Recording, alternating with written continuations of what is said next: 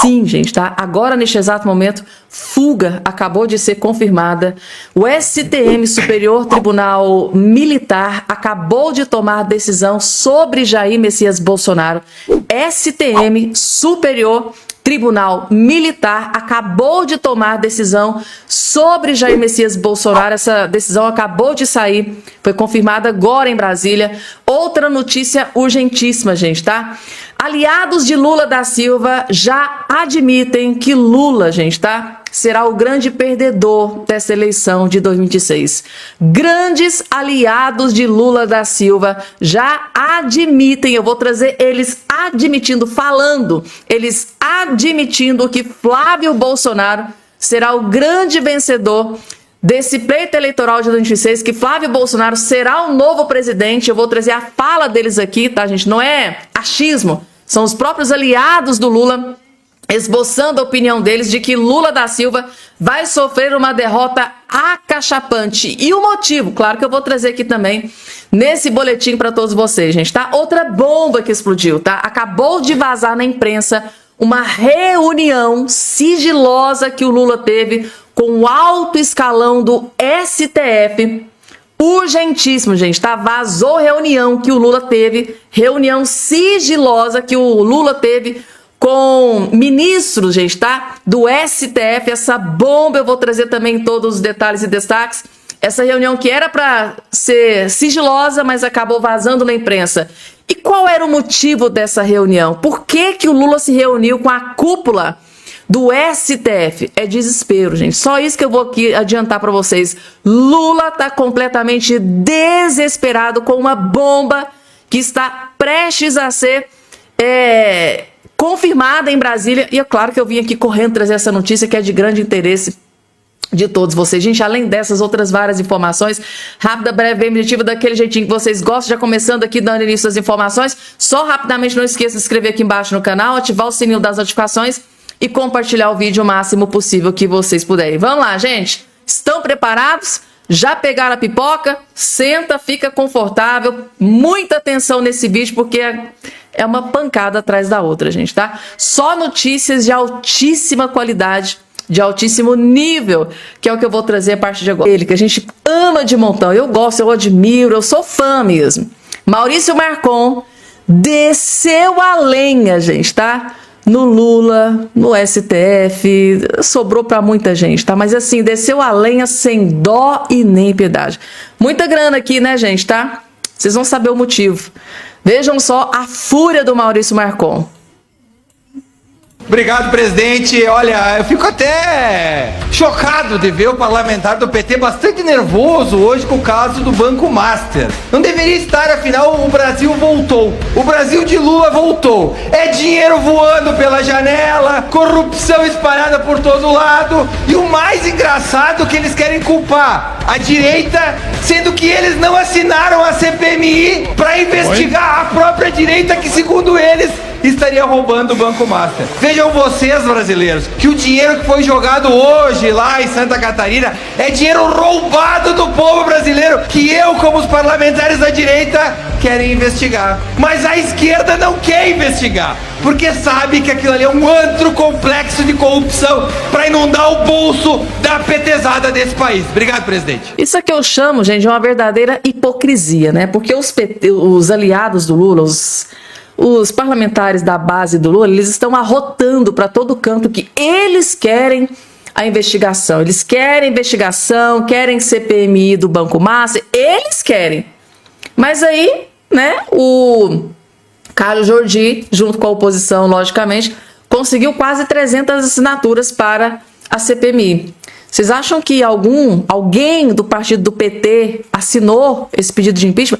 A não ser o Fabiano Contarato, que é um senador que deu a cara para bater, foi lá e assinou lá o pedido de impeachment, a CPMI do Banco Master. Foi o único, Fabiano Contarato, gente, guardem esse nome, e é um senador do PT. Ele teve o culhão, ele teve coragem, foi lá e assinou a CPMI do Banco Master. Mas o resto dos petistas, ninguém, eles arrotam que querem, né, investigação do Banco Master, mas na hora do pega para capar, na hora de assinar mesmo para investigar, eles correm. correm, gente, tá? E o primeiro vídeo de hoje aqui, eu trouxe o desabafo do Carlos Jordi explicando o desespero porque é que eles estão correndo, gente. Tá aqui, é muito dinheiro, né, gente? Tudo isso aqui, gente, dinheiro roubado do escândalo do INSS, do Banco Master, dinheiro roubado do escândalo do Banco Master, o qual, né, o escândalo tá...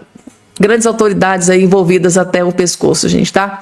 Pessoal, eu vou trazer aqui 2 vídeos a partir de agora para vocês de grandes aliados do Lula, basicamente admitindo que Lula não tem chance nessa eleição 2026. Basicamente admitindo que o Flávio Bolsonaro será o novo presidente a partir de janeiro de 2027. Quer ver? Tá aqui, gente, tá? Vocês se lembram dessa aqui, né? A maior lambedora de botas do Lula, é praticamente uma assessora de imprensa do Lula, gente. Até ela tá aqui reconhecendo que o Flávio Bolsonaro está em tendência de alta, de acordo com as pesquisas. Até ela tá vendo que o Flávio Bolsonaro vai ser o grande campeão nessa eleição de 2026. Quer ouvir, gente? Tá? É só a primeira. Daqui a pouco tem outro aliado do Lula também reconhecendo que Lula não tem a menor chance de vencer essa eleição.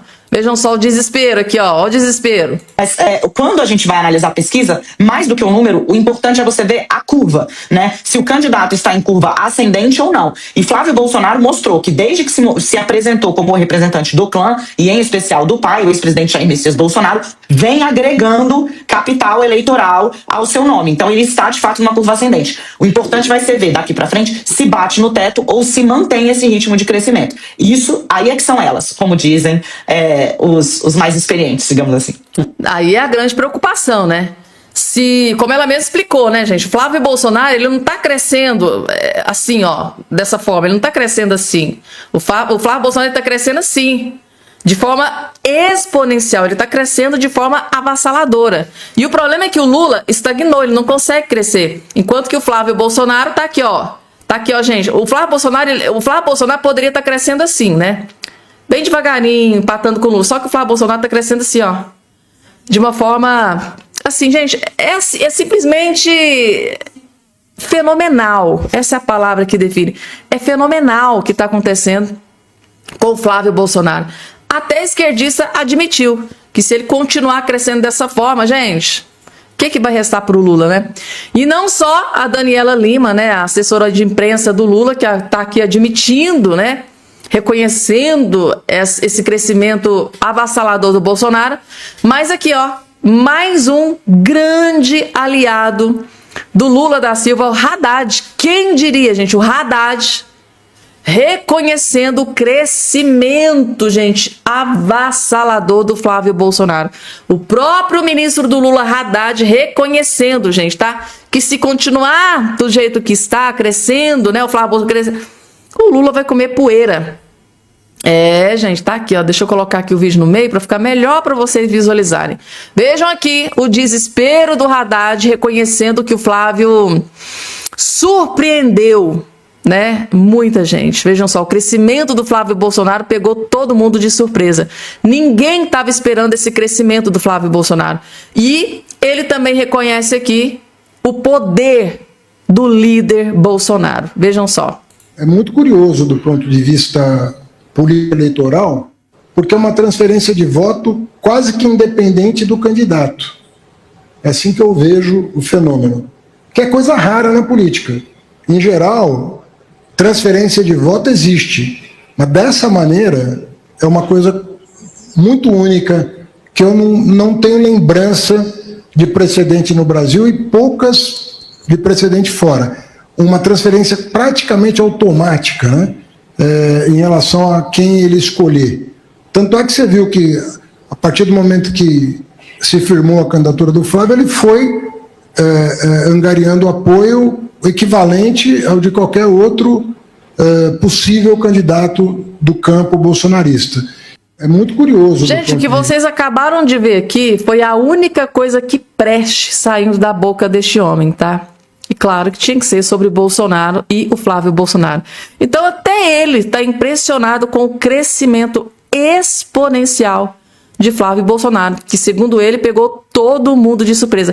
Eu tenho certeza absoluta, gente, que o Lula, quando o Bolsonaro indicou o Flávio Bolsonaro, ele deve ter soltado champanhe, deve ter soltado fogos, deve ter comemorado, deve ter... Né, gente? Mas aí o inesperado aconteceu. A campanha do Flávio Bolsonaro foi assim, ó, gente. Foi subindo, subindo, subindo. E hoje tá aí. Os próprios aliados admitindo o crescimento exponencial devastador contra o Lula e reconhecendo, né, o capital político, o grande líder que a direita tem no Brasil nos dias de hoje. Vamos lá, porque tem mais, gente, tá? Lula deve estar furioso, gente, tá? O Lula deve estar desesperado por causa dessa notícia que está aqui agora na sua tela. Genial Quest: Flávio reduz distância de Lula e se consolida na oposição. Ou seja, hoje a maior ameaça do Lula chama-se Flávio Bolsonaro. E muitos, né, lá no início desdenhou, né? Flávio não tem a menor chance. Ah, Flávio, a gente vai brincar de campanha. Ah, Flávio Bolsonaro, a gente precisa se preocupar. A água tá batendo da bundinha, gente, tá? O Lula deve estar furioso com isso aqui. A nova rodada da pesquisa Quest, divulgada nessa última quarta-feira, indica uma redução na distância entre Lula e Flávio Bolsonaro nas intenções de votos para as eleições presidenciais de outubro. Ou seja, o Lula basicamente estagnou e o Flávio subindo. Ou seja, o Flávio está colando no Lula. Isso está desesperador para a esquerdalhada. Enquanto o Flávio reduz a distância, Lula fica estabilizado com 37.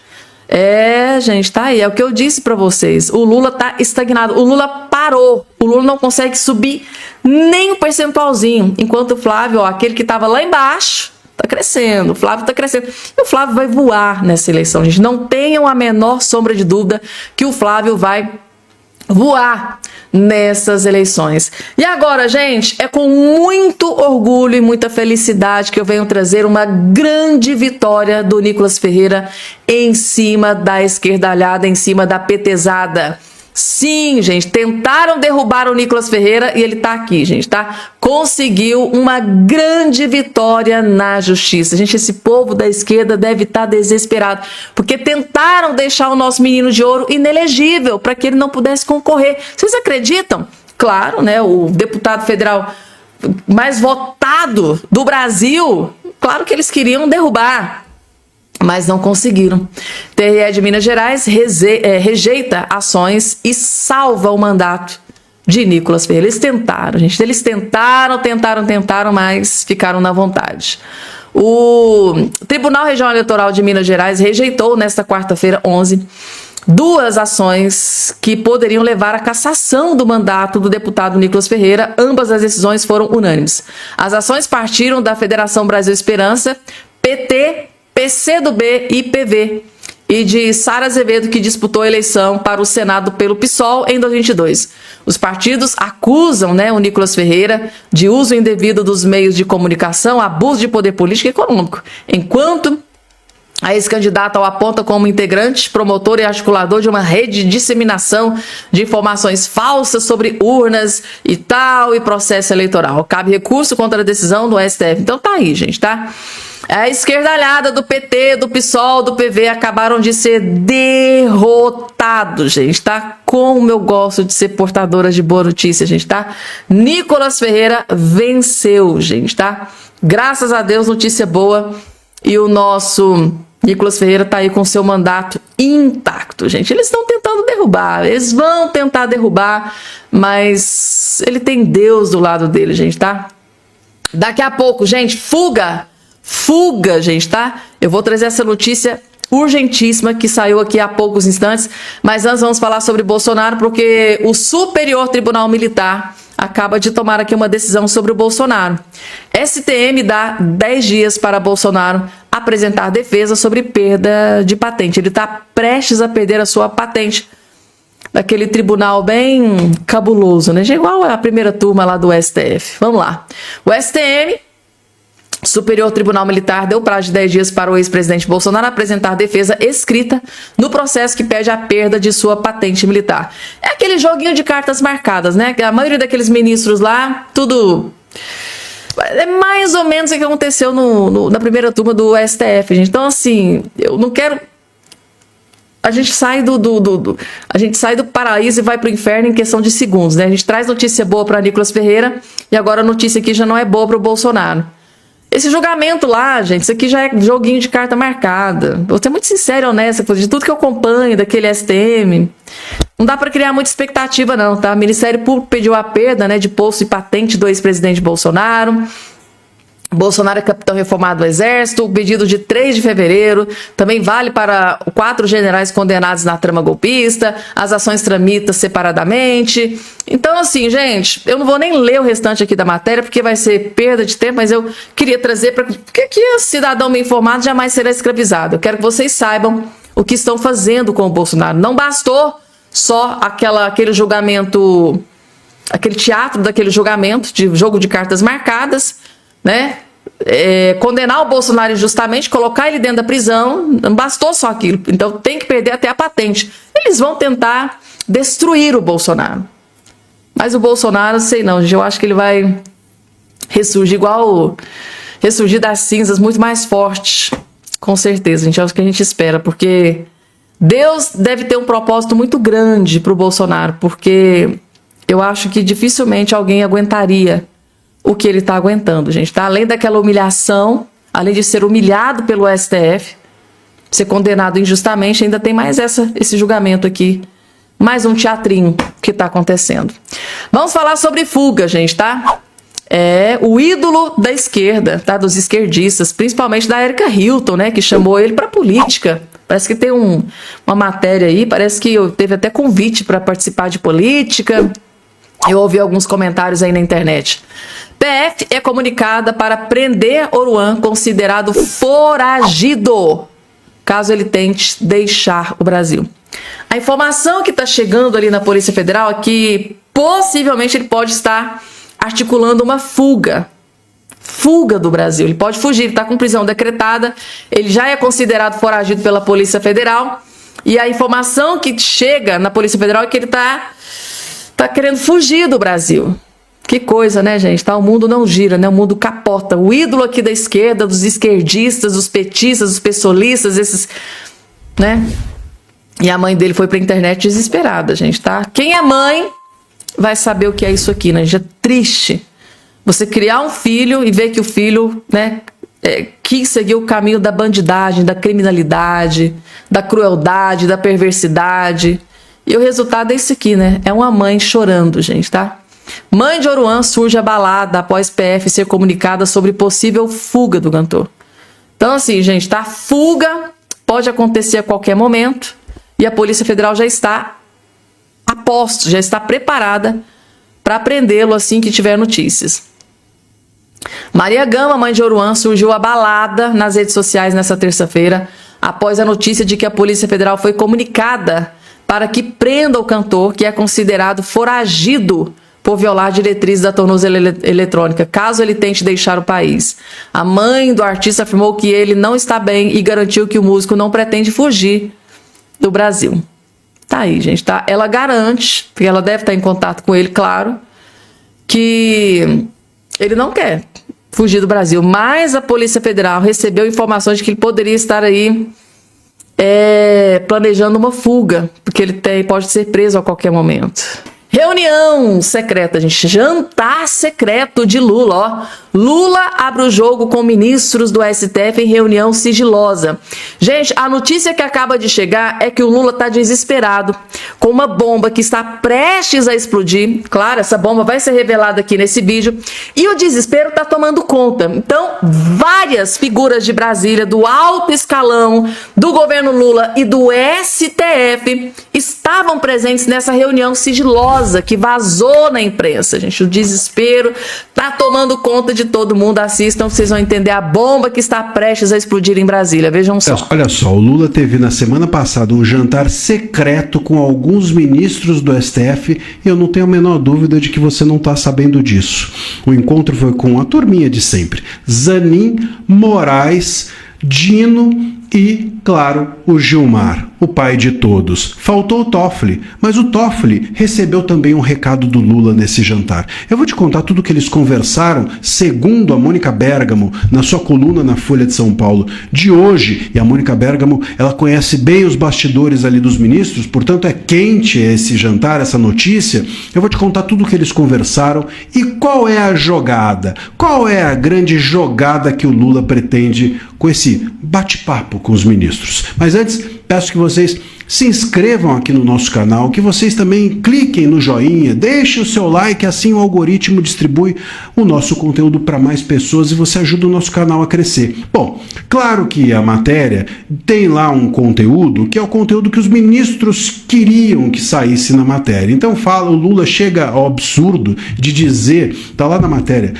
que é muito preocupante a situação do STF, porque há um desgaste do STF em razão do fato de que as redes sociais estão fazendo com que atos honestos, supostamente Lula disse isso, atos honestos de políticos e juízes sejam simplesmente pervertidos, que esses atos honestos eles sejam distorcidos, né? E com isso há um desgaste da corte. Muito difícil que o Lula tenha dito isso. Se ele tem um pingo de coragem, ele virou e falou assim, gente, seguinte, não dá para um ser dono de cassino, não dá para outro ser dono de resort, não dá para outro ter 130 milhões num contrato da mulher com o Banco Master, não dá para ser esse oba-oba.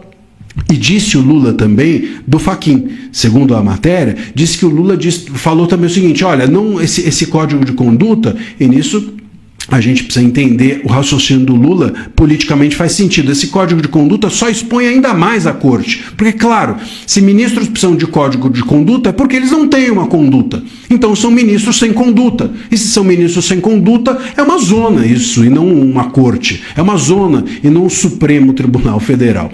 Então o que o Lula teria dito é, se ajeitem aí, se arrumem aí, deem um recado para o Toffoli, façam alguma coisa que pare de expor a vocês e, consequentemente, a mim Lula. Porque veja, o que o Lula, a jogada do Lula é a seguinte, se o STF se ajustar, isso vai fazer com que ele, Lula, também pare de ser fritado, porque hoje existe um consórcio dentro do Brasil, entre STF e governo federal. Se os ministros do STF caírem, cai o Lula. Se o desgaste do STF permanecer, esse desgaste permanece também no governo federal e isso faz com que o Lula não consiga se reeleger. E se o Lula não se reeleger, o STF perde a sustentação do governo. E se os ministros caírem, o governo perde a sustentação do STF. Percebem? Então o que o Lula estava mais ou menos ali querendo dizer é, deem um jeito nesse troço para que nós não caiamos juntos. É isso. E aí o recado ao Toffoli é, veja se o Toffoli encontra uma saída. E a saída para o Lula do Toffoli é que o próprio Toffoli saia da frente do caso Master ou até mesmo do STF. Para o Lula seria ótimo. Se o Toffoli saísse, é como se você arrancasse um dedo para preservar a mão. E disso o Lula entende. Então, de alguma maneira, o Toffoli sai e ele, Lula, dá uma apaziguada ali no STF e ele, Lula, ainda ganha mais um para indicar. Resolve o problema dele, indica o Messias, indica o Pacheco e fica feliz com todo mundo, fica de bem com todo mundo. Essa seria a saída do Lula. O que o Lula quer é que a velha imprensa que acordou de um coma induzido volte ao coma induzido. Quer que paremos de falar no STF. Quer que eles se resolvam sem tanta exposição. E quer que o Toffoli vá embora do STF para que ele possa nomear mais um e, com isso, entregue alguma coisa, né? Entreguem algo para a imprensa, entreguem uma cabeça para que eles parem de falar de vocês. É essa a solução que o Lula está pedindo ao STF. Não creio que essa seja a solução que o STF vai entregar ao Lula e muito menos a solução que o Toffoli vai entregar aos ministros, porque o Toffoli gosta e parece que gosta bastante do poder que tem. Meus caros, vamos aguardar os próximos capítulos. Estamos aqui aguardando os próximos capítulos dessa nossa novela predileta, né? Nesse momento a nossa novela predileta, os escândalos que estão explodindo, né? Envolvendo ministros do STF, escândalo do Banco Master, Lulinha, INSS, só tragédia, IBGE, gente, é uma tragédia atrás da outra. né, que atingiram em cheio Lula da Silva, ministros do STF, principalmente Alexandre Moraes e Dias Toffoli. Desespero tá tomando conta. Gente, eu gostei dessa parte que ele falou, né? O Lula dando um dedo para salvar a mão, ele entende muito bem disso, né, gente? Muito bem colocado aqui pelo doutor André Marcília. Gente, é o desespero. Isso chama-se desespero, gente, tá? E tem ali, gente, uma conversinha nos bastidores de Brasília, tá? Corre ali na boca miúda de que o Lula pode estar ali, gente, está articulando um plano para que o Dias Toffoli saia do STF, renuncie o seu cargo no STF, fique fora do STF, para que sobre mais uma vaga para o Lula. Aí sim o Lula poderia pensar em colocar Rodrigo Pacheco, porque a primeira vaga, Lula da Silva não abre mão, é do Bessias, seu grande aliado histórico, mas corre ali nos bastidores que possivelmente ele poderia indicar o Rodrigo Pacheco. Rodrigo Pacheco que está muito magoado com o Lula, que já disse que não vai ser seu cabo eleitoral em Minas Gerais, que não vai concorrer a Minas Gerais, ele não quer mais, não quer saber de mais nada. O sonho do Rodrigo Pacheco era o STF. O Lula foi lá e deu um belo de um chute na bunda, disse que não vai ser ele. Ele ficou magoado, disse que não quer mais saber de ser governador do estado de Minas Gerais, até mesmo porque ele sabe que aqui não tem a menor chance de ganhar, né, gente? Tá Rodrigo Pacheco, governador. Vou até bater aqui, ó. Pelo amor de Deus, gente, tá? Meu estado querido, jamais eu quero o Rodrigo Pacheco tomando conta disso aqui, porque na verdade quem vai tomar conta é o Lula, né? A gente sabe muito bem disso, que ele é um lambedor de botas do Lula da Silva.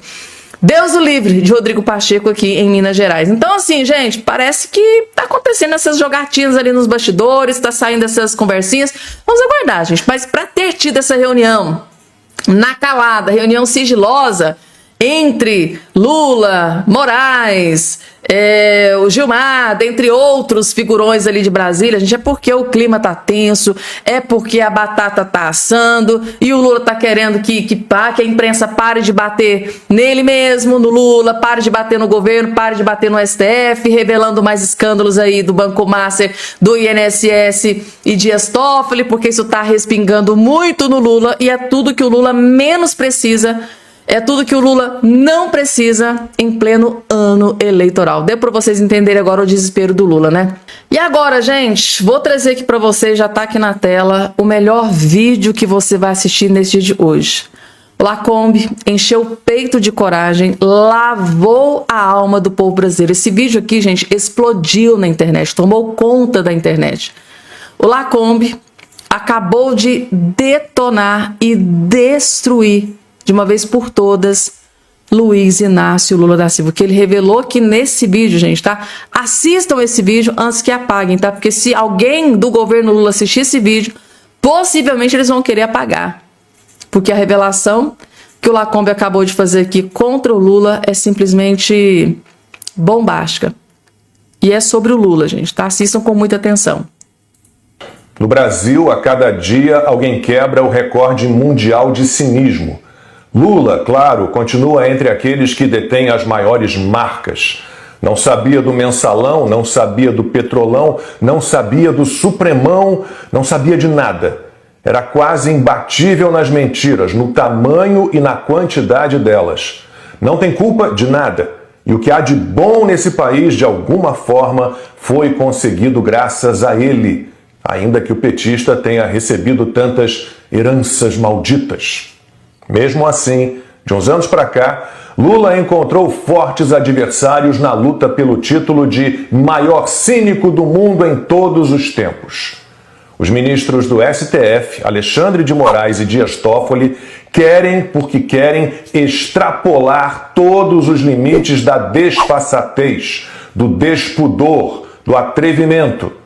Essa semana, resolveram atacar o Código de Conduta do Supremo proposto por Edson Fachin, de forma descarada e desaforada, galgando posições entre os maiores cínicos da história. Moraes e Toffoli defenderam um magistrado palestrante, empreendedor, empresário, negociante, comerciante, fazendeiro. Trambiques e tramóias tão corriqueiros devem, pelo jeito, ser liberados oficialmente. Para não deixar dúvida de que nenhum cara de pau vai os ameaçar, os ministros afirmaram que nunca julgaram nada em que houvesse conflito de interesse, que não há motivos para criticá-los. Ninguém precisa de um código de conduta para servir de base à formação do ranking dos cínicos. No caso dos ministros do Supremo, os parâmetros já estão estabelecidos pela Constituição, pelo regimento interno do STF, pela Lei Orgânica da Magistratura Nacional. Moraes, Toffoli e outros ministros já vêm se encarregando de desrespeitar todas as leis, parágrafo por parágrafo, artigo por artigo. Nesse esdrúxulo campeonato, eles pontuam a cada abuso, arbítrio e ilegalidade que praticam. Tem atuação político-partidária. Não estão nem aí para a independência, a serenidade e a exatidão. Não querem saber de devido processo legal, de amplo direito à defesa. Falam livremente fora dos autos sobre processos, julgamentos. Falam sobre qualquer assunto na maior cara dura. E a conduta deles na vida pública e particular está muito, muito longe de ser irrepreensível. O Brasil é o campeão do cinismo. Foi tomado por essa gente que não tem apego às convenções sociais, às leis, às regras, aos códigos e se sente superior exatamente por isso. Há um total desprezo pelas normas morais e éticas, sem que isso provoque sequer um rubor. O deboche é escancarado, a petulância é motivo de orgulho, não há pudor. Há o foco exclusivo em segundas intenções, em obter vantagens, em interesses próprios desses cínicos que tomaram o poder. São individualistas desavergonhados e vão galgando posições também entre os maiores criminosos do país. Enquanto o presidente do Senado, Davi Alcolumbre, dança, literalmente, não no sentido que o Brasil de verdade desejaria, enquanto outros ministros do STF se calam. Parece que ninguém quer ficar fora do páreo nessa disputa infeliz pelo título de maior cínico da história. É um triste campeonato. E aí, gente, na opinião de todos vocês, eu queria que todos vocês parassem um pouquinho aí, vocês que estão do outro lado me assistindo. Todos vocês que estão aí do outro lado me assistindo, coloquem aqui embaixo, aqui nos comentários, para vocês, qual que é o maior cínico em toda essa história? Depois de tudo que vocês vêm acompanhando, tudo que vocês estão assistindo, tudo que vocês estão ouvindo, de tudo que está acontecendo em Brasília, tanto na política, no judiciário, Banco Master, INSS, resort Itaiaiá, contrato de 129 milhões, prisão de Lulinha, filho do Lula, de tudo isso que está acontecendo para vocês, quem é, na verdade, quem é o maior cínico do judiciário e da política? Do judiciário e da política, desses dois continentes aqui, qual é o maior cínico, na opinião de vocês? Eu quero ver, gente, coloca aqui embaixo aqui nos comentários.